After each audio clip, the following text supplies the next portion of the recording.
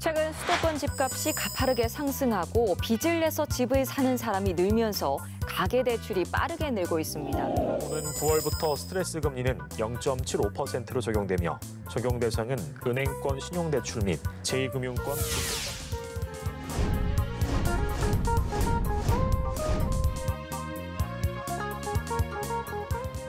스트레스 DSR이 나랑 무슨 상관이 있는데 이거를 교수님이 좀 알려주셔야 돼요. 상관이 많습니다. 예를 들어서 투자자들 입장에서는 스트레스 DSR이 적용된다는 건 대출 액수가 적어진다. 우리나라 경제를 날려버릴 수 있는 시한폭탄 아닌가 생각이 듭니다. 이 대출 규제. 스트레스 DSR을 내가 투기나 투자성이 아니고 할 경우에는 크게 지장이 없겠구나. 그게 나랑 무슨 상관인데.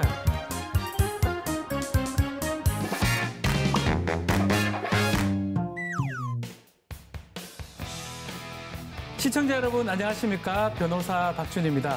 언론에서 매일같이 쏟아지는 중요한 경제 이슈.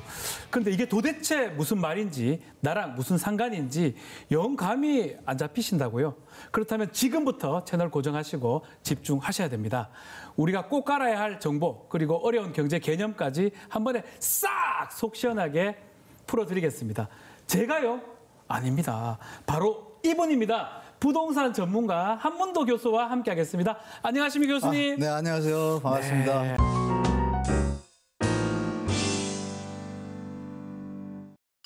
교수님께서 현재 부동산 시장 어떤 면을 좀 주시하고 있습니까? 일단 거래량이 좀 꺾였습니다. 거래량이 1월부터 한 8월까지 다 올라가다가 쫙 그랬던 오다가 거죠. 이제 8월 중순부터 꺾였습니다. 예. 아시는 바와 같이 또 스트레스 DSR 이게 또 시행되잖아요. 9월 1일부터 네. 이런 게 이제 심리적으로 시장에 많이 조금 뭐라 그럴까 투자 심리를 많이 죽일 겁니다. 그래서 시장이 조금 이제 약세로 돌아서고 조정 국면이 시작될 거다 이렇게 보고 있습니다. 자, 그래서 저희도 부동산에 대해서 시리즈로 집중적으로 다뤄보고 있는데요. 오늘 그 세 번째 주제 지금 말씀하셨습니다. 스트레스 DSR 규제에 대해서 이야기를 나눠보려고 합니다. 풀어서 말하면 스트레스 총부채 원리금 상환 비율 DSR인데 일단 용어가 좀 많이 어렵습니다. 저는 그냥 듣기만 해도 스트레스를 받거든요. 스트레스 DSR. 개념 정리를 좀 해주셔야 될 것 같아요. 이걸 풀었으면 그렇습니다. 뎁트 투 라티오라 그래서 부채 비율인데 말씀하셨잖아요. 총부채, 주택담보대출, 뭐 자동차 할부금, 뭐 신용대출, 뭐 이런 학자금 대출 이런 거 싹 모아서 그러니까 자기가 버는 돈에 나가는 돈의 비율을 따지는데 만약 40%다. 그러면 100만 원에 40%면 40만 원만 대출금의 원리금과 이자로 써야 되는 거예요. 넘어서면 안 된다. 그러니까 자기가 부담 가능한 선에서 해라. 압박을 받지 말고 이런 뜻에서 나온 게 스트레스 DSR입니다. 그러니까 갚을 수 있는 만큼만 빌려라. 뭐 이런 뜻으로 좀 이해가 되는데 문제는 앞에 스트레스, 긴장 이 단어가 붙어 있거든요.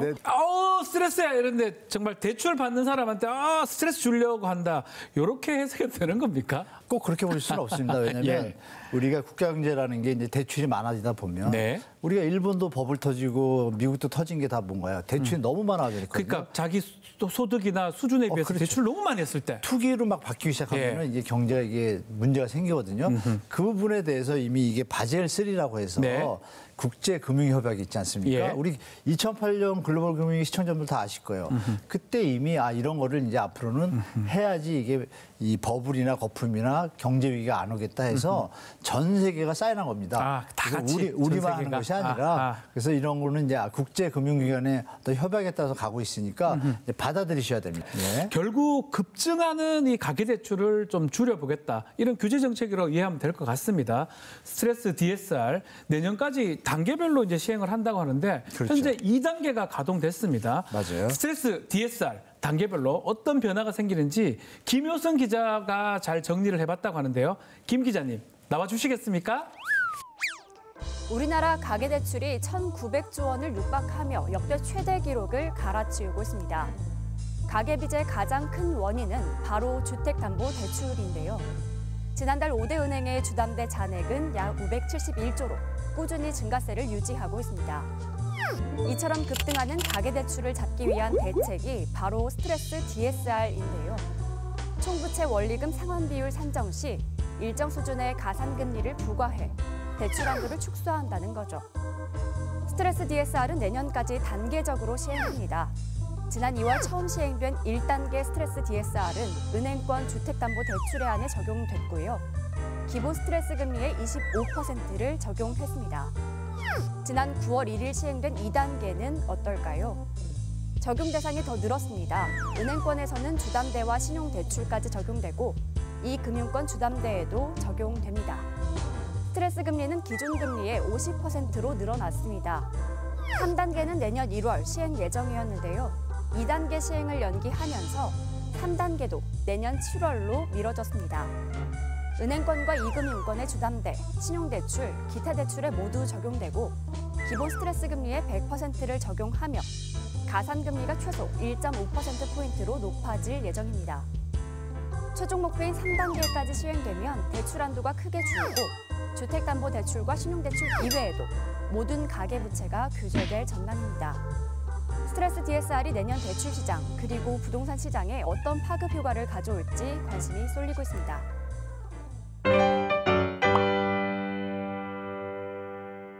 먼저 살펴봤으면 하는 게 우리나라 가계대출 상황인데 가계대출이 거의 1,900조에 육박합니다. 네. 주담대가 계속 매달 몇 조씩 늘어나고 있고요. 우리나라 가계대출 상황 어느 정도 심각한 겁니까? 중요한 것은 이제 액수도 액수지만요. 네. 일단 연체율이 좀 급하게 늘어나고 연체율은 있습니다. 못 갚고 있다는 거죠? 네, 그 예. 한계 차주라고 그러죠. 아. 그런 부분들이 너무 많아지고 있고 네. 이게 이제 내수 둔화가 시작되잖아요. 이제 이래서 심각하다고 하는 겁니다. 그래서 네. 정부도 아시겠지만 최근에 뭐 김광원장 금융위원장 뭐 한국은행 총재 할 거 없이 자꾸 금리에 대한 얘기, 가계부채에 대한 얘기를 많이 하잖아요. 네. 이게 뭐냐면 전반적인 경제 정책을 앞으로 악영향으로 몰고 가는 지금 시작이구나 하는 그런 위기감을 느낀 것 같아요. 아하. 최근에 무디스에서 또 경고도 했잖아요. 예. 한국은행들 신용 등급 강등할 수도 있다. 아하. 이게 뭐냐면 이게 다 어우러져 가지고 이제는 더 이상 심각한 수준을 방치해서는 안 되겠다 해서 그래서 시장이 앞으로 가계부채 문제에 대해서 최선을 다할 것이다. 금융당국이나 정부도 이거에 대해서 신경 쓸 수밖에 없다. 이렇게 보면 되겠습니다. 지금 말씀하신 것처럼 이렇게 한마디로 우리나라 경제를 날려버릴 수 있는 시한폭탄 아닌가 생각이 듭니다. 이 대출 규제. 그래서 대출 규제를 할 수밖에 없는 상황인데 스트레스 DSR 시행 목적이기도 한데요. 근데 원래 계획대로면 7월에 이미 2단계가 시행이 됐어야 되는데 그렇죠. 연기를 해서 9월 1일자로 시행을 하기로 했습니다. 자, 이것도 사실 좀 이해가 안 되는데 왜 또 연기를 하지 이런 생각도 들고요. 그러면 지금 2단계니까 대출 받아라 이런 뜻으로 또 우리가 이해를 해야 되는지 어떻게 봐야 됩니까? 혼란만 가중시킨 거 아닙니까? 일단 혼란스러운 건 사실이죠. 네. 갑자기 뭐 밑도 끝도 없이 2달을 연기하고 그다음에 네. 내년 원래 1월 1일부터는 이제 100% 적용이었잖아요. 네. 스트레스 DSR 가산금리가. 근데 그걸 갖다가 또 내년 7월로 또 6개월을 네. 연장을 했어요. 예. 그럼 이 얘기는 뭐냐면은 현재 대한민국의 부동산 가격이 대출이 규제가 되는 순간 문제가 있다라고 판단한 것 같아요. 대출 규제되면 부동산 큰일 난다. 건설사들 PF가 지금 정리가 안 됐잖아요. 그럼 PF 현장들은 분양을 해야 되는데 예. 이게 시장이 갑자기 심리가 약화가 빨리 되면 예. PF 문제가 구조 조정이 똑바로 안 되는데 부동산 사러 못 간다는 거죠. 문제가 이제 심각해질까 봐 이게 그러면 시장이 좀 심각하다고 판단해서 예. 약간 늦춰놓은 것 같습니다. 예. 쉽게 말하면 아픈 어떤 구석이 되는 거죠. 정부에. 그래서 경제를 여러 군데를 봐야 되니까 정부 입장에서 그래서 그런 것 같기도 한데 맞습니다. 혼란스럽긴 사실이네요. 이복현 위원장님한테 좀 죄송하지만 네. 그 원장님께서는 계속 이 말이 박히잖아요. 네. 국민들이 더 혼란스러워요. 금융감독원장. 그러니까 또 예. 우리 최상목 부총리도 또 혼란스럽게 네, 하잖아요. 최상목 경제부총리요. 그리고 우리 시청자분들이 판단할 건 뭐냐? 네. 이게 예전같이 안정적인 경제 상황은 아니구나. 상황이. 이거는 판단하시고 부동산에 좀 보수적으로 네. 안정적으로 접근하시는 게 좋겠다 좀 말씀드릴게요. 그렇지만 이렇게 대출 규제 요구가 계속 오니까 네. 은행권도 대출 심사를 엄청 까다롭게 하기도 그렇죠. 있고요. 이제 문제는 이른바 대출 유목민이 발생했어요. 요건이 좀 편한 데 가가지고 대출 받는 사람들. 그러니까 정말 중요한 거는 진짜 대출이 필요한 사람들한테는 이거 심각한 문제 아닌가요? 그건 일시적인 현상입니다. 일시적인 물론 것이다, 이거는? 대상자분들한테는 네. 예를 들어서 자금 계획을 잡아놓고 네. 하려고 하는 분들한테는 일시적으로 타격이 있겠지만 지금 최상목 부총리가 연장을 해줬잖아요. 네. 충분히 시장에서 말씀하신 대로 이 부담을 느끼거나 피해가 갈 수 있는 부분들에 대해서 예고를 해드렸어요. 지금 이거에 대해서 피해를 본다는 어떤 언론 기사가 많잖아요. 그렇죠. 그럼 실제로 가보면 우리가 장기적으로 볼까요? 대출을 줄이면 무슨 피해가 있죠? 이자를 덜 내는데. 그렇죠. 그러니까 이게 냉정해 보시면 장기적으로 보면 피해가 아니라는 거잖아요. 장기적으로는 국가에도 도움이 되고 개인한테도 도움이 되죠. 이걸 네. 우리가 정확히 알았으면 좋겠어요. 그래서 이 부분이 앞으로는 우리 국민한테는 장기적으로는 도움이 되겠구나 이렇게 네. 받아주시면 좋을 것 같습니다. 그러면 좀 전에 말씀하셨지만 대출 네. 문턱을 높이다가 또 부동산 정책도 왔다리 갔다리 하는 그런 모양새거든요. 그렇죠. 금융감독원장이라든지 맞아요. 경제부총리 네. 이런 분들 사과도 했는데 왜 이런 상황이 자꾸 연출되는 겁니까? 대출하고 부동산 부분에서. 부동산 PF 문제가 해결이 안 되는 그게 것 가장 같습니다. 궁극적인 거군요. 왜냐하면 우리 국민들도 아시겠지만 아하. 우리 2008년도 때 글로벌 터지고 나서 신용이 문제가 생기니까 2009년도부터 상호저축은행이 11군데가 부도가 나면서 좀 예. 우리가 좀 부동산에 좀 앉았잖아요. 이창용 총재께서 취임사가 2022년도에 할 때부터 구조조정 말씀을 갖다가 지금까지 한 20몇 번 하셨어요. 그래서 이제 이창용 총재가 요즘 좀 세졌잖아요. 네. 구조조정을 하길 바라고서 왔는데 못했어요. 네, 결국 우리 이복현 못했죠. 원장님께서 아직까지는. 왔다 갔다 하시면서 제대로 못하다 보니까 금융감독원장이. 이게 지금 엉켰어요. 아하. 그러니까 국민이나 시청자분들이 이해하실 게 뭐냐. 이게 견솔서 살리다가 예. 나라 거덜나겠네 이런 소리도 나오고 예. 이게 누굴 위한 어떤 부양책이냐. 일반 국민들한테 손해를 끼칠 수도 있다 이런 생각도 네, 드네요. 이런 것들이 지금 이제 엉키면서 이제 네. 금융당국이나 정부가 요즘 들어서 좀 약간 뭐랄까 제자리 가는 정책에 대한 네. 뭐 멘트들이 나오고 있거든요. 네. 그러니까 이것도 이제 DSR도 그 중에 하나라고 보시면 되겠죠. 어쨌든 간에 뭐 확실한 거는 지금 가계부채는 무조건 줄여야 됩니다. 그렇죠. 그래서 대출 상황 지금 어떤지 궁금합니다. 그 효과가 있습니까? 2단계 시행하면서? 네, 벌써 심리적으로 아시겠지만 또 전세 대출에 대해서도 맞습니다. 전체는 예. 아니지만 이 유주택자 전세 대출을 좀 막았어요. 네. 막고 이 전세 대출에 대해서 DSR을 적용하겠다 안 하겠다 네. 계속 그 멘트를 날려주잖아요. 그러니까 그런 부분에 대해서 이제 투자자들 입장, 그 가세호자들 입장에서는 시장이 앞을 알 수가 없는 상황이에요. 그렇죠. 그런데 갑자기 매물이 다시 늘어나기 시작합니다. 서울 같은 경우에. 이게 전국적인 현상이에요. 예. 그러면 우리가 시장을 판단할 때 집값이 오를 건데 왜 매물을 내놓겠어요? 그러면 시장이 판단되잖아요. 그러니까 이런 거 보시면서 시장 접근하시면 좋을 것 같습니다. 그런 거 판단 네. 보면서 하면 될 것 같은데 지금 수도권 말씀하셨는데 예, 수도권의 주담대 스트레스 금리를 1.2%포인트 상향시키면 부동산 시장은 어떤 반응, 어떤 변화가 올까요? 이런 집값 표현을- 잡힙니까? 네. 잡힌다고 보죠. 잡힌다. 제가 이런 말씀드리겠습니다. 부동산은 심리다라는 말이 있지 않습니까? 부동산은 심리다. 예전에 2020년도 막 오를 때요. 예. 어떤 얘기들이 오고 갔냐면 집을 가진 사람들끼리 야 이거 왜 오르니 서로 물어봤답니다. 오른 이유를 모르는 거예요. 그러니까 오르니까 오르나 보다. 네. 그래서 주택 전망 지수를 물어보면 다 오른다로 대답을 하고. 그런데 이제 저도 그랬던 것 같아요. 네, 2022년도에 내려오니까 예. 전망을 물어보니까 다 내린다. 예. 그러니까 이게 심리예요. 왜 이런 걸 따지기보다는 사람들의 어떤 심리가 더 작용한다 이 말씀이네요. 정부가 이 정책을 왜 이렇게 했을까요? 가계부채가 너무 심각하고 더 이상 가면 문제가 커질 것 네. 같으니까 지금 뭐 F4 네 분이 동시에 얘기하잖아요. 네. 그러니까 대출 규제 갈 거다. 이제 좀 하는 거잖아요. 네. 이 부분에 대해서 시장에서는 받아들이는 게 그러면 투자자들은 조심하게 되는 거예요. 네. 그게 이제 거래는 줄고 매물은 늘고 그러면 이제 무주택자분들은 어떤 입장이겠어요? 그 와중에 내년에 또 3기 신도시 공급한다고 또 막 얘기하시잖아요. 네. 정부에서. 그러면 뭐예요? 지금 주택 가격이 너무 높다라고 판단한 거죠. 그래서 여러분들이 판단할 때 이런 정부의 그 관계자들 이분들이 말씀하시는 워딩을 잘 해석하시면 시장에 좀 보이십니다. 네. 여기서 잠깐. 부풀 대로 부푼 대한민국 가계부채. 한계 차주가 증가하고 내수 둔화가 시작되면서 이대로 두면 심각한 경제 위기를 초래할 것이라 판단한 정부는 스트레스 DSR을 가동시켜 대출 규제에 나섰습니다. 하지만 스트레스 DSR은 부동산 PF와 대한민국 부동산 시장에 큰 타격을 줄 수도 있는 상황. 이를 의식한 금융당국의 오락가락 정책으로 국민들의 혼란만 가중시켰는데요. 중요한 건 스트레스 DSR로 차주들에게 일시적 타격은 있겠지만 장기적으로 보면 국가와 개인을 위해서도 가계부채는 반드시 줄여야 한다는 것. 정부의 정책 방향을 잘 판단해서 여러분의 똑똑한 부동산 포트폴리오를 만드셔야 합니다.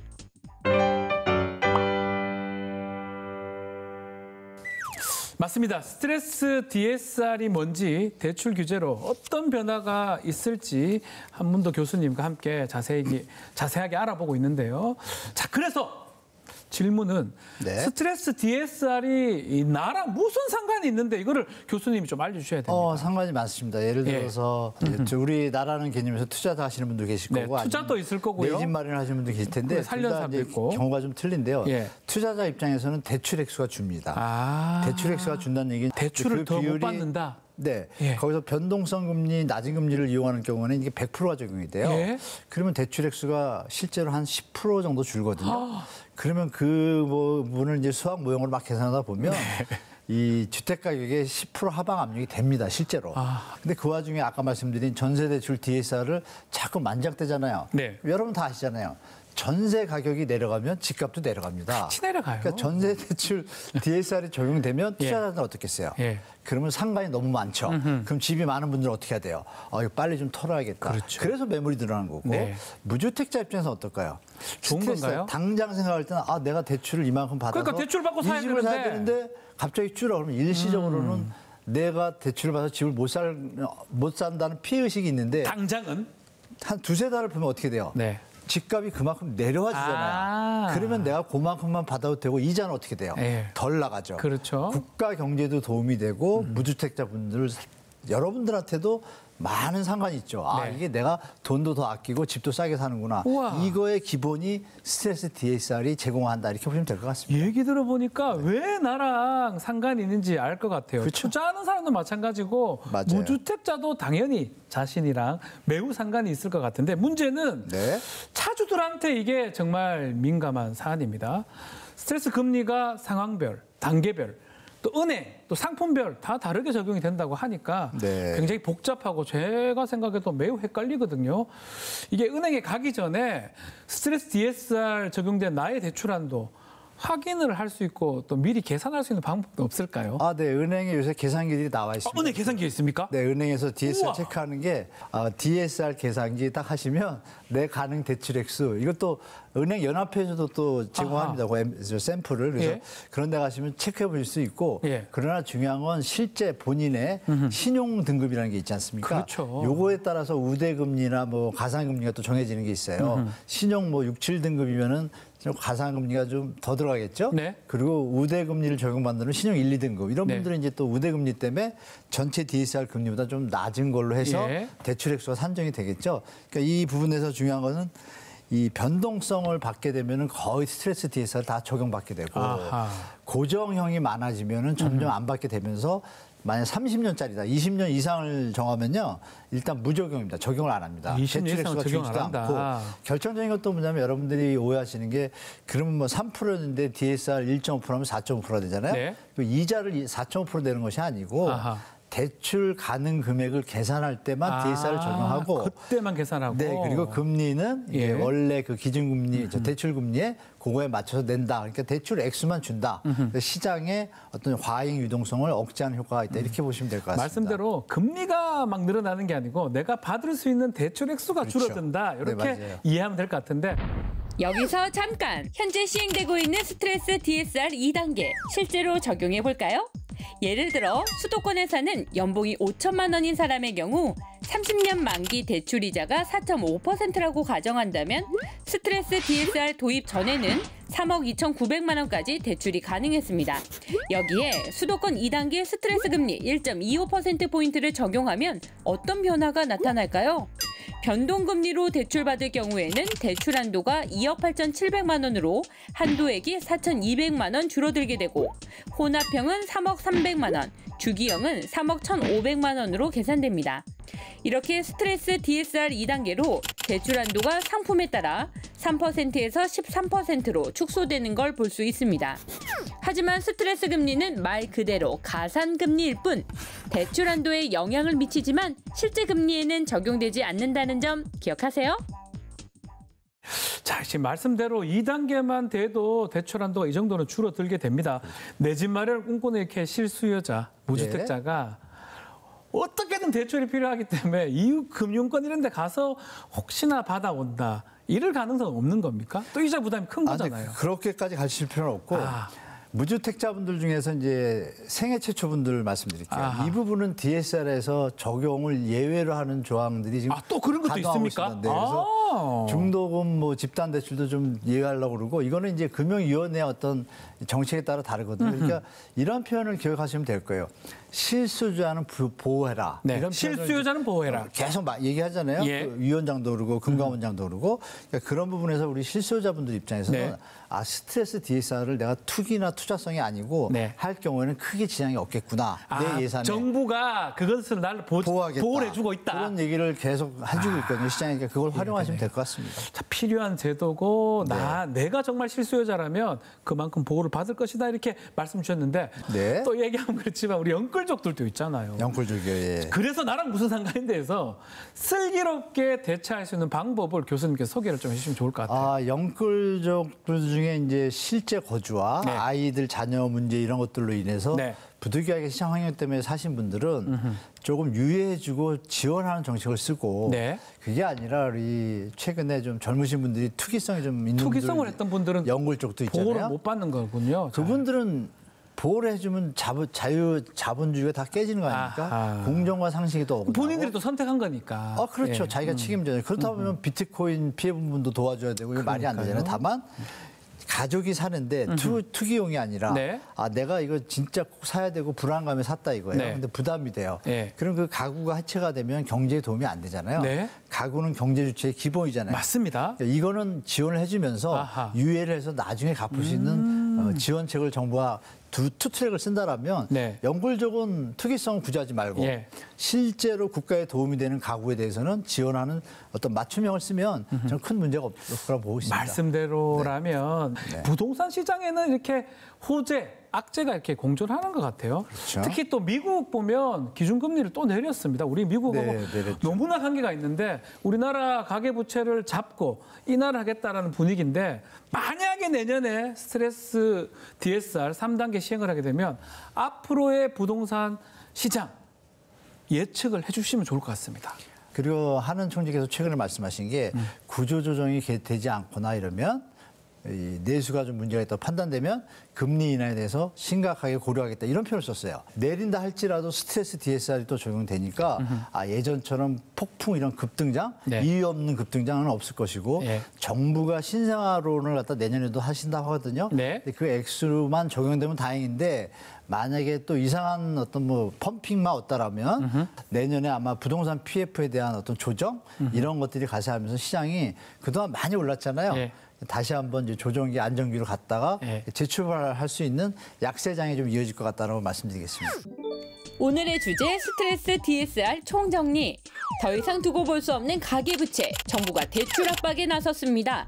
하지만 실수요자는 보호하라는 원칙 아래 투기성 영끌족과 실제 거주 목적인 사람들을 구분해서 이들이 위기에 처하지 않도록 맞춤형 정책이 필요합니다.